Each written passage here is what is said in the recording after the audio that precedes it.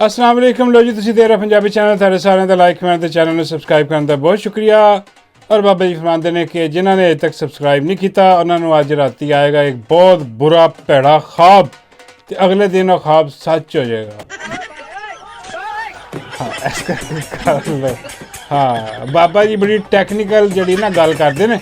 हाँ तो इस करके फटाफट कर लो जिन्होंने कर लिया उन्होंने अच्छे अच्छे ख्वाब आने। हाँ बाबा जी हाँ फरमाते हैं उन्होंने ख्वाब च डड्डू आएगा। हाँ लेकिन एहतियात करनी है डड्डू ने जप्फी नहीं पानी क्योंकि बाबा जी नाराज़ हो जाएंगे।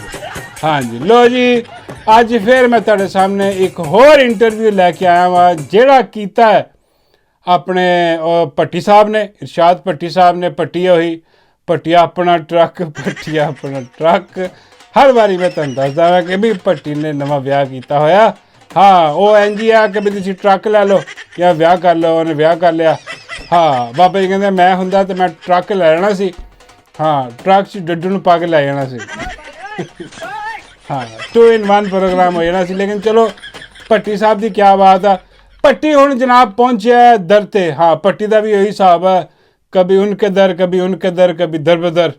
हाँ तो भट्टी जिहड़ा बड़ा कमाल का इंटरव्यू कर रहा तो वह अज पहुँचा जनाब अज मैं कल पहुँचा उत्थे सुहेल अहमद जिहड़ा तुहानूं पता कि बहुत वड्डा मूँह है वह आर्टिस्ट एडा वड्डा नहीं जिड्डा वड्डा वह मूँह है।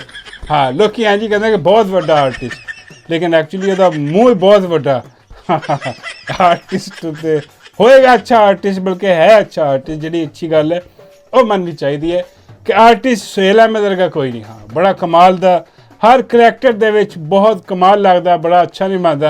हाँ लेकिन जदों जाती जिंदगी वाल उहदा हिसाब आंदा ना हाँ उदों सानूं पता लगता कि भी यह भी डंगर ही है जिड्डा वड्डा इहदा मूँह है उन्नी छोटी इहदी अकल है। हाँ क्योंकि अजीबो गरीब किस्म दीयां गल्लां करदा वो। वैसे मैनू जिहड़ा ना वो है नहीं कि मैनू इहदे नाल कोई दुश्मनी नहीं कोई बंदा मैनू दस रहा सी पता नहीं सही कह रहा सी कि नहीं वो कहंदा सी वो किसी ने क्लिप दिखाया सुहेल अहमद नूं मेरा। हाँ तो वह कहने लगा बड़ा हराम दा मेरे खिलाफ है। हाँ जिहड़ा ना गुस्सा है ना गुस्सा होएगा यार। हाँ जदों मैं जई तई फिर के रख दिना वा जाती जिंदगी दी। हाँ उन्हें जाती सोच की गल कर रहा वा। हाँ जाती परसनल वो नहीं कि जिहड़े वो करते हैं वो सोच जिहड़ा उहदा इजहार करते हैं मीडिया तक उहदी मैं गल कर रहा वा। वरना आर्टिस्ट बहुत वड्डे ने जबरदस्त फनकार ने और मैनू पसंद भी ने। हाँ मेरी उन्होंने कोई अल्लाह माफ़ करे जाती दुश्मनी लेकिन जदों वो आ जाते हैं ना कहते हैं सुहेल अहमद साहब कि आ जेड़े चोर लुटेरे ने हाँ इन्हां वर्गा कोई नहीं। हाँ उत्थे आके जरा ना मेरा इख्तलाफ होता और मेरा इख्तलाफ सिर्फ सुहेल अहमद साहब ने नहीं है बड़े बड़े बजुर्ग जेड़े ने ना बजुर्ग कह लो स्कॉलर कह लो प्रोफैसर एक प्रोफैसर अहमद रफीक साहब ने मैं उन्होंने बड़ा सुनता होंदा सा पहले बड़ा उन्होंने इज्जत एहतराम अजे भी इज्जत एहतराम अपनी जगह पर लेकिन मैं उन्होंने सुनना छड्ड गया क्यों क्योंकि जो मैं देखा ना कि भी इन्नी फस्तायत इन्ना जुल्म हो रहा है साडे मुआशरे ते है जी आ साडी जिहड़ी इस्टैबलिशमेंट आ इन्हें जरा ना वो ऐसी तैसी फेर के रख दी साडी फौज ने। हाँ साडे जरनैलों ने कह लो तुसी कि फौज तो उत्तों ऑर्डर लेंदी है तो उन्हें ऐसी तैसी फेर के रख दी जरनैलों ने साडी है जी। लेकिन प्रोफैसर अहमद रफीक साहब जिहड़ा बंदा दीन दा दर्स दे रहा है जिहड़ा बंदा हज़रत मुहम्मद मुस्तफा साडे आखिरी नबी सल्लल्लाहु अलैहि वसल्लम दी सीरत मुबारका दी तालीम दे रहा होवे लोकां नूं ते अमल ना कर रहा होवे उहदे ते यह बड़ा औखा काम हुंदा क्योंकि देखो आप दी तालीम इस्लाम दी तालीम तुसीं चुक के देखो कि सब तो जिहड़ा बेहतर जहाद है ना वो है कि जालिम दे सामने कलमा हक कहना। हुण यह जहाद जिहड़ी है वह कौम कर रही है लेकिन जिहड़े कि कौम नूं दर्स देने वाले इस्लामी तालीमात दा वो चुप करके उन्हां दी साइड ते खड़े हो जाण जालम दी यह जाके फिर दुख हुंदा तकलीफ हुंदी है कि यार की मतलब असी किहनां नूं सुनदे हैं तो वो फिर एक्सपोज हो गए वो समझ आई बात चो कि यार ये तो जिहड़े ने ना बजुर्ग प्रोफैसर साहब ये GHQ के बजुर्ग ने बड़े बड़े बजुर्ग जिहड़े ना वो फारिग हो गए। जिद्दां कह लो कि बहुत बड़ी तादाद आहिस्ता आहिस्ता करके ਆ ਮਿਰਜ਼ੇ ਜੇਲਮੀ ਨੂੰ ਦਗੜ ਦੱਲੇ ਨੂੰ, ਮੇਰਾ ਮਤਲਬ ਹੈ ਕਿ ਮਿਰਜ਼ਾ ਜੇਲਮੀ, ਮੈਂ ਅੱਜ ਕੋਸ਼ਿਸ਼ ਕਰ ਰਿਹਾ ਵਾਂ ਕਿ ਅਲਫਾਜ਼ ਜਿਹੜੇ ਨੇ ਉਹ ਅੱਛੇ ਇਸਤੇਮਾਲ ਕੀਤੇ ਜਾਣ। ਅਤੇ ਆ ਜਿਹੜਾ ਮਿਰਜ਼ਾ ਜੇਲਮੀ ਆ, ਜਿਹੜਾ ਕਿ ਪਲੰਬਰ ਆ, ਹੁਣ ਇਹਨੂੰ ਲੋਕੀ ਸੁਣ ਰਹੇ ਸੀ ਔਰ ਇਹਦੇ ਵੱਲ ਅਟਰੈਕਟ ਹੋ ਰਹੇ ਸੀ ਕਿ ਯਾਰ ਇਹ ਕੁਰਾਨ ਔਰ ਹਦੀਸ ਦੀ ਗੱਲ ਦੱਸ ਰਿਹਾ। ਹਾਲਾਂਕਿ ਉਹ ਵੀ ਕੈਮੋਫਲਾਜ ਸੀ ਉਹਦਾ, ਹਾਂ, ਕੋਈ ਉਹ ਕੁਰਾਨ ਔਰ ਹਦੀਸ ਦੀ ਗੱਲ ਦੱਸ ਰਿਹਾ ਸੀ ਲੇਕਿਨ ਪੂਰੀ ਫੇਰ ਵੀ ਨਹੀਂ ਸੀ ਦੱਸ ਰਿਹਾ।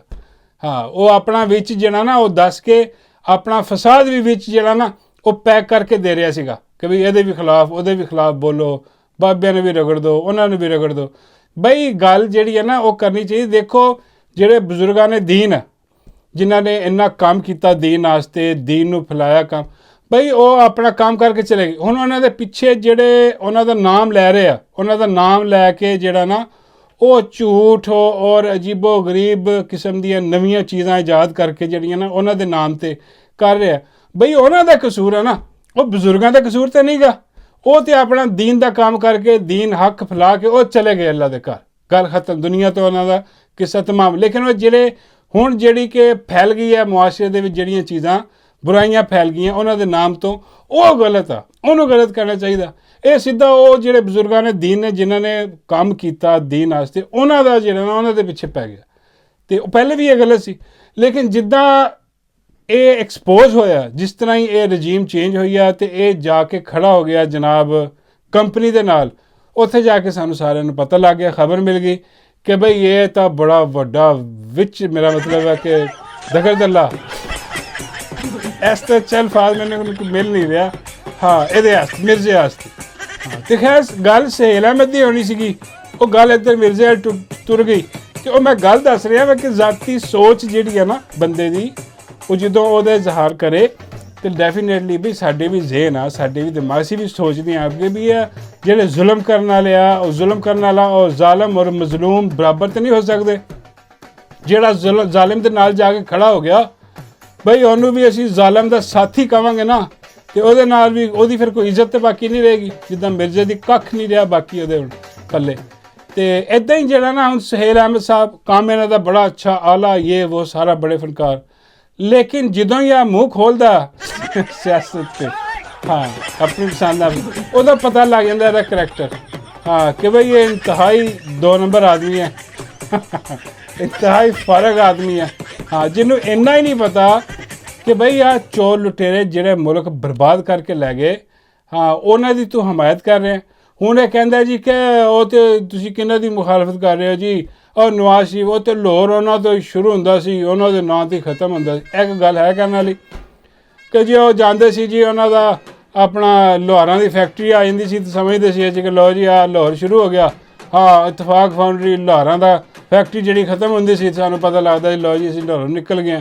ਉਹ ਬਈ ਇਹ ਗੱਲ ਹੈ ਕਰਨ, ਤੂੰ ਇਹ ਪੁੱਛੋ, ਇਹ ਸੋਚ ਕਿ ਉਹ ਲੋਹਾਰਾਂ ਨੇ ਬਣਾਈ ਕਿਵੇਂ ਉਹ ਫੈਕਟਰੀ। ਹਾਂ, ਉਹਦੇ 'ਚ ਹਲਾਲ ਦਾ ਪੈਸਾ ਸੀਗਾ ਕਿ ਹਰਾਮ ਕਮਾ ਕੇ ਉਹਨਾਂ ਨੇ ਸਾਰਾ ਕੁਝ ਬਣਾਇਆ।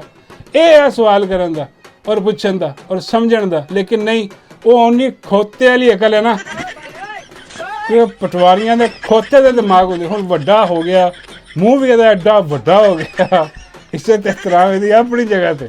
ਹਾਂ, ਲੇਕਿਨ ਜਦੋਂ ਬੰਦਾ ਪਟਵਾਰੀ ਸਾਬਤ ਹੋ ਜਾਏ ਕਿ ਬਹੁਤ ਵੱਡਾ ਪਟਵਾਰੀ ਆ, ਹਾਂ ਬਈ, ਫਿਰ ਉਹਦੇ ਨਾਲ ਜਿਹੜਾ ਨਾ ਹਿਸਾਬ ਕਿਤਾਬ ਉਹਨੂੰ ਸਮਝਾਉਣਾ ਪੈਂਦਾ ਹੈ, ਲੋਕਾਂ ਨੂੰ ਐਟਲੀਸਟ ਸਮਝਾਉਣਾ ਪੈਂਦਾ। ਹਾਂ, ਚਾਹੇ ਮੈਨੂੰ ਕਹਿੰਦਾ ਰਹੇ ਕਿ ਹਰਾਮ ਦਾ ਮੇਰੇ ਖਿਲਾਫ ਹੈ, ਲੇਕਿਨ ਮੇਰਾ ਫਰਜ਼ ਬਣਦਾ ਕਿ ਮੈਂ ਸਮਝਾਵਾਂ। ਪਰ ਮੇਰਾ ਸਮਝਾਉਣ ਦਾ ਤਰੀਕਾ ਲਹਿਦਾ, ਲੋਕਾਂ ਦਾ ਲਹਿਦਾ ਹੁੰਦਾ। ਅਤੇ ਉਹ ਮੈਂ ਇਹਨੂੰ ਗੱਲ ਕਰ ਰਿਹਾ ਵਾਂ ਬਈ ਇਹ ਨਹੀਂ ਦੇਖੀਦਾ। ਔਰ ਫਿਰ ਕਹਿ ਰਿਹਾ ਭੱਟੀ ਨੂੰ, ਭੱਟੀ ਆਪਣਾ ਟਰੱਕ ਇੰਟਰਵਿਊ 'ਚ ਤਾਂ ਕਹਿ ਰਿਹਾ ਕਿ ਬਈ ਆਹ ਜਿਹੜੇ ਆਪਣਾ ਜ਼ਰਦਾਰੀ ਆ, ਹਾਂ, ਇਹ ਕਹਿੰਦੇ ਜੀ 10% ਆ, ਚੋਰ ਆ, ਡਾਕੂ ਆ, ਫਲਾਣਾ। ਉਹ ਬਈ ਅਦਾਲਤ ਨੇ ਉਹਦੇ ਹੱਕ 'ਚ ਫੈਸਲਾ ਦੇ ਦਿੱਤਾ। ਹਾਂ, ਅਤੇ ਮੇਰੇ ਵਾਸਤੇ ਤਾਂ ਬੜਾ ਮੁਹਤਰਮ ਔਰ ਬੜਾ ਮੁਹਤਰਮ ਹੈ ਜ਼ਰਦਾਰੀ।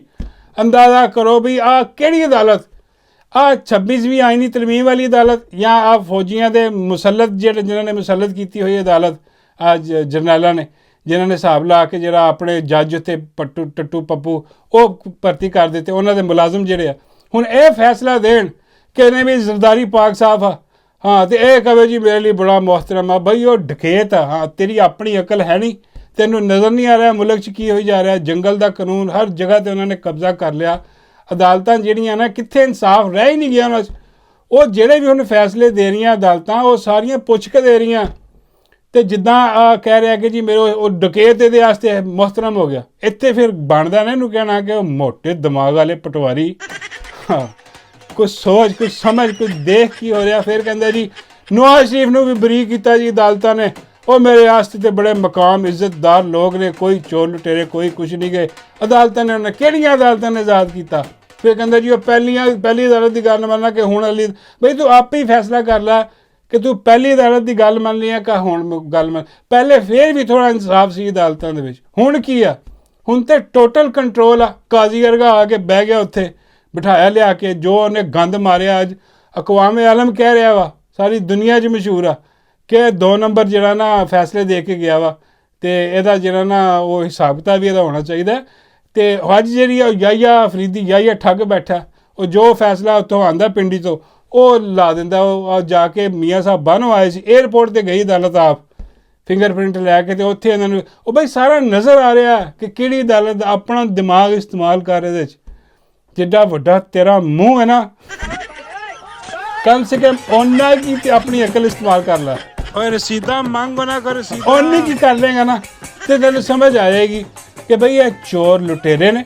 ਹਾਂ ਇਹਨਾਂ ਨੇ ਪਾਕਿਸਤਾਨ ਦਾ ਬੇੜਾ ਗਰਕ ਕੀਤਾ। ਆ ਹੁਣ ਜਿਹੜੀਆਂ ਡੀਲਾਂ ਕਰਕੇ ਆਇਆ, ਆ ਡੀਲਾਂ ਕਰਕੇ ਇਹਨੇ ਬੰਦੇ ਦੀ ਤਾਇਨਾਤੀ ਕੀਤੀ ਇੱਥੇ, ਜਿਹਨੇ ਸਾਰਾ ਮੁਲਕ ਪਕੌੜੇ ਲਾ ਦਿੱਤਾ। ਹਾਂ ਉਹ ਭਾਈ ਕੋਈ ਖਿਆਲ ਕਰ, ਮੈਨੂੰ ਇhtਰਾਮ ਹੈ ਇਹਦਾ, ਮੈਨੂੰ ਇਹਦੇ ਨਾਲ ਮੁਹੱਬਤ ਹੈ। ਹਾਂ ਕਿਉਂਕਿ ਬੜਾ ਅੱਛਾ ਆਰਟਿਸਟ ਹੈ। ਮੈਂ ਤਾਂ ਸਮਝਦਾ ਵਾਂ ਔਰ ਚਾਹੁੰਦਾ ਵਾਂ ਕਿ ਯਾਰ ਇਹ ਬੰਦੇ ਦਾ ਪੁੱਤਰ ਬਣੇ। ਹਾਂ ਮਤਲਬ ਖੋਤਾ ਨਾ ਬਣੇ, ਪਟਵਾਰੀਆਂ ਨੇ ਖੋਤਾ ਦਿਮਾਗ ਇਹਦਾ ਇਹ ਚਲੋ ਚੇਂਜ ਕਰ ਲਵੇ। ਹੋਰ ਬਹੁਤ ਸਾਰੀਆਂ ਗੱਲਾਂ, ਲੇਕਿਨ ਟਾਈਮ ਜਿਹੜਾ ਨਾ ਉਹ ਉੱਤੇ ਚਲੇ ਜਾਣਾ। ਅਤੇ ਉਹ ਬਾਬਾ ਜੀ ਕਹਿ ਰਹੇ ਸੀ ਕਿ ਯਾਰ ਆਹ ਖੋਤਾ ਦਿਮਾਗ ਆ, ਇਹਨੂੰ ਕੋਈ ਸਮਝ ਨਹੀਂ ਆਣੀ, ਇਹਨੂੰ ਕਿ ਤੂੰ ਆਪਣੇ ਡਰਾਮੇ ਕਰਿਆ ਕਰ ਜੋ ਤੂੰ ਕਰਦਾ। ਹਾਂ ਤੂੰ ਸਿਆਸਤ 'ਤੇ ਗੱਲ ਹੀ ਨਾ ਕਰਿਆ ਕਰ। ਹਾਂ ਕਿਉਂਕਿ ਜਦੋਂ ਤੂੰ ਮੂੰਹ ਖੋਲਦਾ ਨਾ, ਬਾਬਾ ਜੀ ਕਹਿੰਦੇ ਮੇਰਾ ਦਿਲ ਕਰਦਾ ਮੈਂ ਜੁੱਤੀ ਚੁੱਕ ਲਵਾਂ ਅਤੇ ਸ਼ੁਰੂ ਹੋ ਜਾਣਾ ਇਹਦੇ 'ਤੇ। ਇੱਦਾਂ ਦੀਆਂ ਗੱਲਾਂ ਕਰਦਾ ਯਾਰ ਜੀਪੋ ਜੀ ਬੰਦਾ ਹੁਣ ਕੀ ਕਰੇ। ਬਾਬਾ ਜੀ ਕਹਿੰਦੇ ਗੁੱਸਾ ਹੀ ਆਉਂਦਾ ਬੰਦੇ ਨੂੰ, ਹੋਰ ਬੰਦਾ ਕੀ ਕਰ ਸਕਦਾ ਇਹਦੇ 'ਤੇ। ਇਹਨੂੰ ਸਮਝਾ, ਹਾਂ ਨਹੀਂ ਤਾਂ ਇਹਨੂੰ ਕਹਿ ਕਿ ਚੁੱਪ ਕਰਕੇ ਜਿਹੜਾ ਨਾ ਉਹ ਕਲਾਸਾਂ ਲਿਆ ਕਰ। ਮੈਂ ਕਿਹਾ ਬਾਬਾ ਜੀ ਤੁਹਾਡੇ ਕੋਲ? ਬਾਬਾ ਕਹਿੰਦੇ ਨਹੀਂ ਮੇਰੇ ਕੋਲ, ਇਹਨੂੰ ਡੱਡੂ ਕੋ ਭੇਜਦਾ, ਮੈਂ ਕਿਹਾ ਉਹਦੇ ਕੋਲ ਕਲਾਸਾਂ ਲਵੇ। ਮੈਂ ਬਾਬਾ ਜੀ ਉਹ ਡੱਡੂ ਛੋਟਾ ਜਿਹਾ। ਬਾਬਾ ਜੀ ਕਹਿੰਦੇ ਛੋਟਾ ਜਿਹਾ ਮੋਟਰ ਉਹਨੇ ਵੀ ਇਹਦੇ ਮੂੰਹ ਵਰਗੀ ਵੱਡੀ ਲਵਾਈ ਹੋਈ ਹੈ। ਲੱਗੀ ਸਮਝ ਦੇਖੀ ਹੈ, ਲਿਆ ਡਾਲਾ ਤੇ ਸਮਝਾਇਆ ਇਸ ਪਟਵਾਰੀ ਨੂੰ।